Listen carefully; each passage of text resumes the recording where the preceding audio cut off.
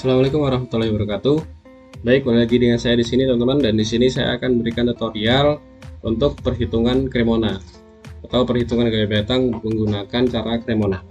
Nah, di sini saya menggunakan aplikasi AutoCAD untuk menggambarnya. Jadi yang perlu dipersiapkan yang pertama adalah gambar rangka dari kuda-kuda teman-teman. Jadi silahkan digambar terlebih dahulu dan dilengkapi dengan keterangannya, mulai dari P1 sampai yang terakhir RAV, RBV, dan juga batang-batang yang kalian miliki. Jadi diberi keterangan semuanya, mulai dari A, B, V, D, itu kita beri keterangan semuanya.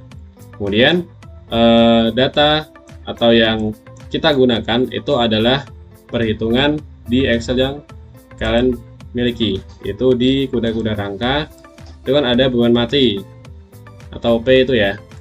Nah, itu kita ambil yang beban total teman-teman. Jadi beban total ini kita ambil mulai dari P1 sampai yang terakhir. Jadi kita ambil, kita potong, kita copy ke gambar yang kita miliki agar lebih mudah dalam menggambarnya. Nah, ini kan udah diketahui nih, ada P1 sampai yang terakhir dan juga ada RA dan RB-nya. Nah, kemudian ada beberapa poin yang harus kita ketahui. Yang pertama, untuk Cremona itu bisa untuk semua bentuk rangka teman-teman. Jadi mau bentuk rangka teman-teman seperti ini atau berbeda, itu silahkan menyesuaikan dari gambar masing-masing. Jadi kalau gambarnya tidak seperti ini ya disesuaikan dengan gambar masing-masing seperti itu. Kemudian dihitung di setiap titik buhl atau sambungan. Nah, jadi konsepnya Cremona itu kan untuk menghitung gaya batang ya teman-teman. Nah, di sini dihitungnya di titik buhlnya atau sambungannya, titik sini, sini, sini, sini sampai keseluruhan nanti. Kemudian Cremona hanya bisa digambar ketika tidak diketahui maksimal dua gaya batang. Jadi misal seperti ini teman-teman, saya beri gambaran sedikit. RAV itu kan udah diketahui nih besarnya berapa. Kita ambil titik yang pertama nih ya. RAV itu kan udah diketahui arahnya ke atas karena dia reaksi. Kemudian P1 itu kan arahnya ke bawah. Kamera terlebih dahulu. Nah, P1 dan RAV itu kan udah diketahui, dan P1 itu gayanya sebesar ini atau dari data yang kita miliki 2746862 ini ya. Nah, yang belum diketahui itu kan A1 dan B1. Nah, yang belum diketahui ini maksimal hanya 2 batang. Gitu ya, teman-teman. Jadi, misal katakanlah di titik berikutnya nih. Titik ini itu kan yang hanya diketahui itu P12. Karena dia sudah tertera di data ini. P12 itu ini, 1152, arahnya ke bawah. Arahnya ke bawah seperti ini. Nah, cuman dari titik ini itu kan yang belum diketahui ada B1, V1, B2, itu kan belum diketahui ya teman-teman. Jadi tidak bisa kita langsung hitung di titik seperti ini. Yang bisa kita hitung hanya di titik awal ini atau ujungnya, karena maksimalnya 2 batang gitu. Kemudian dihitung searah jarum jam. Jadi misal kita hitung dari RAV, kita muter ke P1, kemudian A1 dan B1. Nah, untuk konsep menggambarnya nanti, gaya yang digambar itu harus kembali ke titik semula. Jadi mungkin langsung saja saya contohkan agar lebih paham. Kita mulai dari titik yang pertama itu di ujung sini, itu kita gambar dari RAV-nya. RAV itu arahnya kan ke atas. Besarnya 29516,27. Kita gambar line. Kita menyesuaikan karena arahnya ke atas, kita gambar ke atas. Besarnya 29516,27. Nah, besarnya seperti ini teman-teman. Nah, ini kan udah tergambar nih RAV. Agar mengetahui bahwa dia merupakan batang pertama, kita beri keterangan arahnya. RAV arahnya ke atas seperti ini. Nah, kurang lebih seperti ini. Kemudian setelah RAV digambar, itu saling terhubung teman-teman. Jadi RAV ke atas, kemudian apa nih? P1 ya. P1 kan arahnya ke bawah. Nah, besarnya berapa?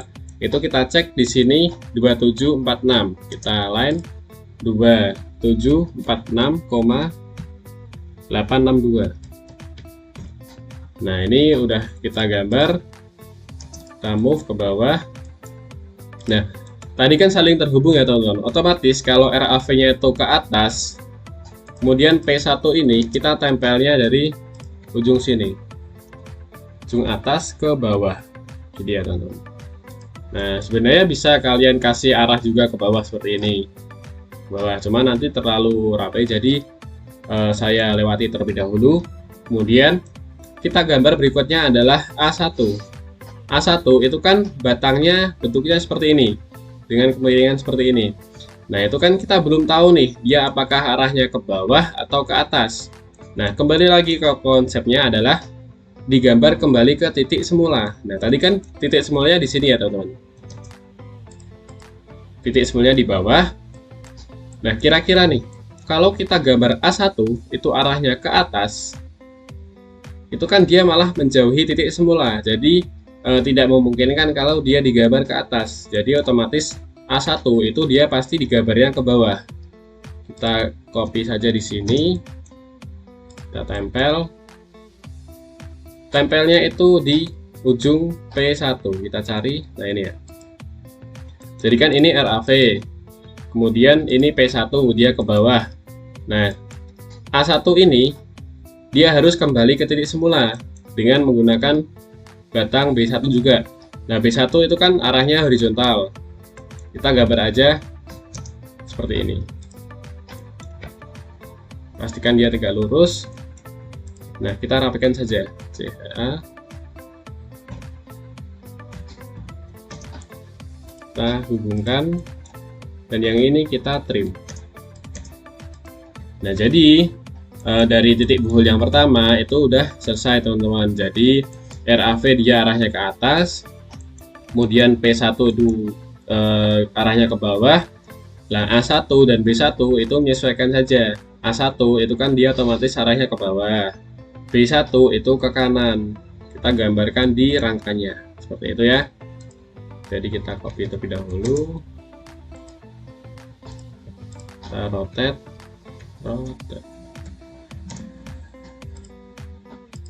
Nah, B1 itu kan arahnya ke kanan seperti ini. Nah, A1 itu arahnya ke bawah. Jadi arah di sini itu menyesuaikan dari apa yang ada di gambar kalian ya teman-teman. Kalau semisal arahnya ke atas ya kita gambarnya ke atas. Kalau arahnya dia ke bawah, kita gambarnya ke bawah. Seperti ini.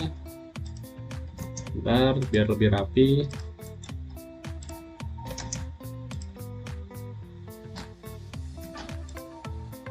Nah, kurang lebih seperti ini teman-teman.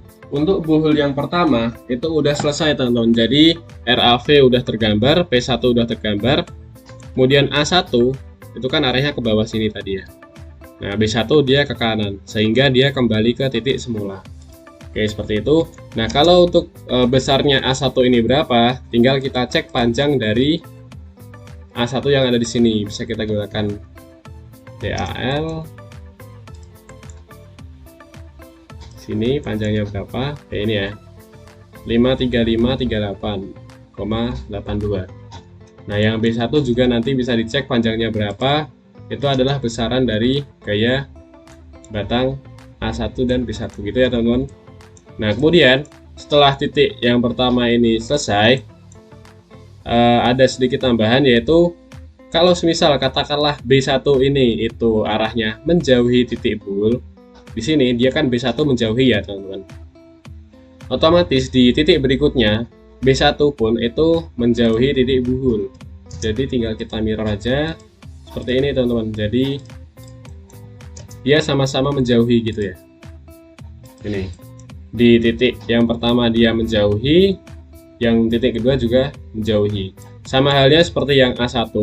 Kalau di sini dia mendekati atau arahnya mendekati titik buhul, otomatis A1 di titik selanjutnya pun mendekati titik buhul. Jadi kita mirror. Oke. Nah, A1 pun nanti bakalnya kan seperti ini. Nah, gini ya teman-teman konsepnya. Jadi kalau dia di satu titik menjauhi, di titik berikutnya ketika dengan batang yang sama itu juga menjauhi. Kemudian setelah kita mengetahui gaya-gaya di sini, ini benar.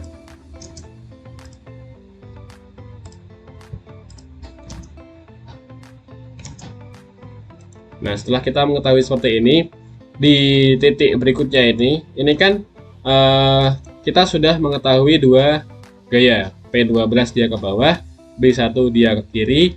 Nah, yang belum diketahui kan hanya V1 dan juga B2. Nah, dengan konsep yang sebelumnya, yaitu maksimal 2 batang yang tidak diketahui, otomatis bisa kita perhitungkan untuk titik di sini. Gitu ya teman-teman. Kalau misal kita langsung di titik P2 itu tidak bisa, karena yang tidak diketahui itu ada A2, D1, dan V1. Ada 3 batang yang tidak diketahui, jadi terlalu sulit untuk menggambarnya nanti. Jadi kita gambar terlebih dahulu di titik sebelah sini. Kita gambar yang pertama dari P12. P12 itu ini tuh, 1152. Line 1152. Nah, oke di sini. Nah, ini kan arahnya ke bawah ya. Jadi kita beri keterangan terlebih dahulu arahnya dia ke bawah seperti ini. Kemudian searah jarum jam dari P12 itu kita ke B1. B1 dia arahnya ke kiri. Gitu ya teman-teman. Jadi ke kiri, besarnya B1 itu udah kita ketahui di titik sebelumnya. Kan tadi B1 yang ini ya teman-teman. Jadi tinggal kita copy aja. Nah, kita copy seperti ini, kita tempel di ujungnya P12 ini. Oke, seperti ini ya teman-teman. Nah, agar dia kembali ke titik semula, ini kan masih ada 2 batang nih, V1 dan juga B2. Nah, karena dia bentuknya vertikal dan juga horizontal, otomatis kita lebih mudah menggambarnya. Dia kita gambar ke atas, dan yang satunya dia kembali ke titik semula seperti ini.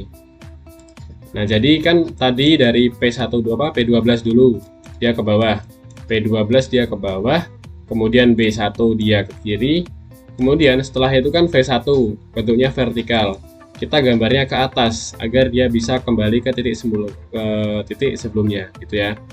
Nah, otomatis B2 itu besarnya sama seperti B1 gitu ya teman-teman. Oke, seperti ini.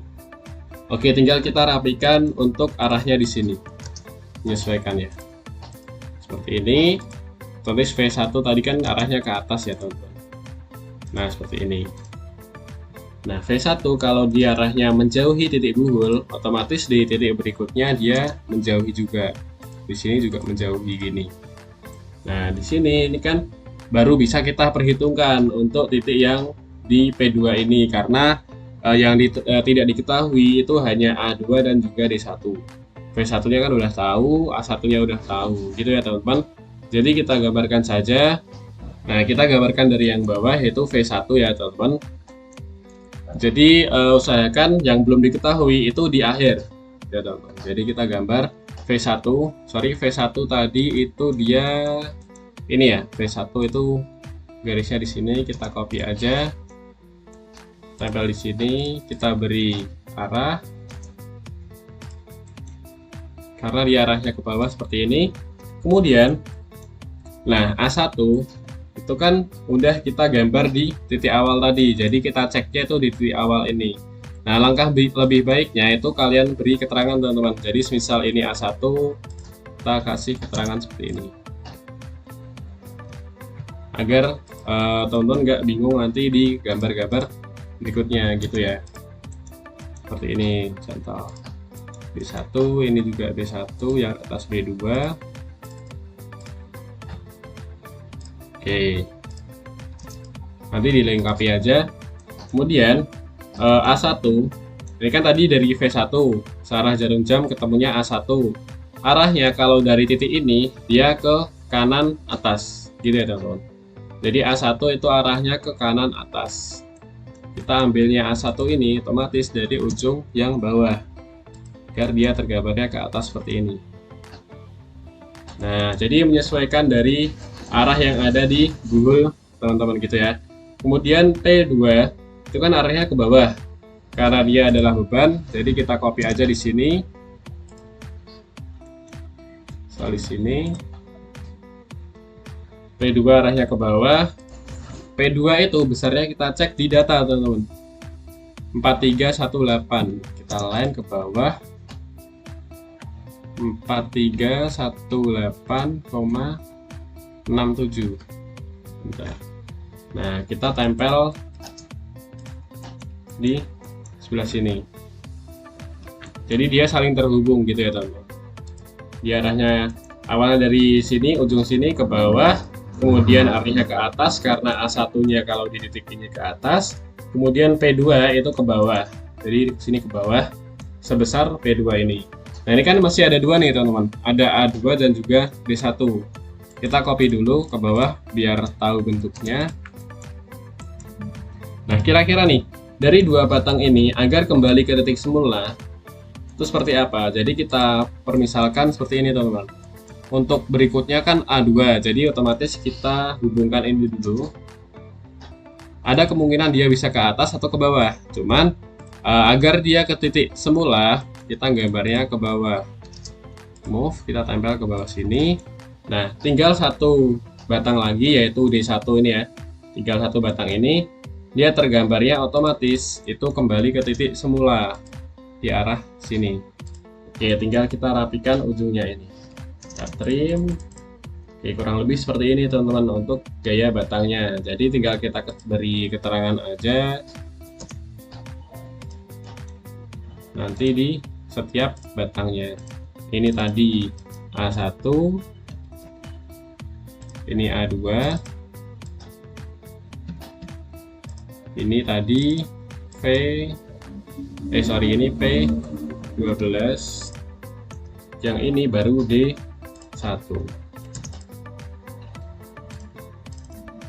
Nih, D1.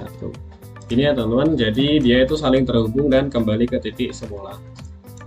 Nah, ini bisa kita ketahui bahwa as A2 itu arahnya ke bawah ya tadi ya. Arahnya dia ke bawah, kemudian D1-nya itu ke atas. Jadi kita beri keterangan di sini juga untuk arahnya. Untuk A2 itu ke bawah atau mendekati titik buhul ya jadinya. Dan D1 itu juga ke atas ya. Otomatis dia mendekati titik buhul. Kita rotate.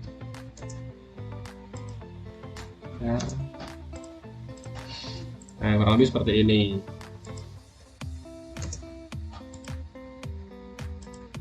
Oke, nanti bisa dilihatkan sendiri. Jadi untuk titik-titik berikutnya itu menyesuaikan dengan cara yang seperti saya ajarkan tadi. Jadi untuk berikutnya itu ada di titik ini karena B2 kan udah diketahui nih, D1 udah diketahui, P13 sudah diketahui, yang belum hanya V2 dan juga B3. Jadi maksimal hanya 2 batang. Gitu ya, teman-teman. Dan jangan sampai lupa kalau semisal di titik sebelumnya dia menjauhi, di titik berikutnya dia juga menjauhi. Nah, jangan sampai semisal dari batang B1 ini dia menjauhi titik buhul, yang di berikutnya dia malah mendekati, itu tidak bisa ya, teman-teman. Jadi dia akan selalu sama. Kalau semisal dia menjauhi titik buhul, di sini juga menjauhi. Itu akan berpengaruh kepada gambar Cremona kalian. Nah, tambahan informasi ya, teman-teman. Dari arah gaya-gaya batang di sini dapat kita simpulkan bahwa batang yang arah gayanya mendekati titik buhul itu akan menjadi batang tekan, dan batang yang menjauhi titik buhul itu akan menjadi batang tarik. Jadi semisal di sini A1 itu dia kan arah gayanya mendekati titik buhul, itu dia akan menjadi batang tekan, dan batang tekan itu simbolnya minus. Sedangkan B1 itu kan arah gayanya menjauhi titik buhul. Nah, B1 ini akan menjadi batang tarik, dan batang tarik itu simbolnya plus. Kurang lebih seperti itu. Kita rapikan aja di sini. Nah, jadi digambar semuanya nanti sampai di titik P16 dan P6. Nah, karena di titik-titik berikutnya itu kan kalau semisal gambar kalian simetris, itu gayanya bakal sama. Jadi A1 itu akan sama dengan A10. Kurang lebih seperti itu, teman-teman. Jadi mungkin itu saja tutorial dari saya, kurang lebihnya mohon maaf. Terima kasih. Wassalamualaikum warahmatullahi wabarakatuh.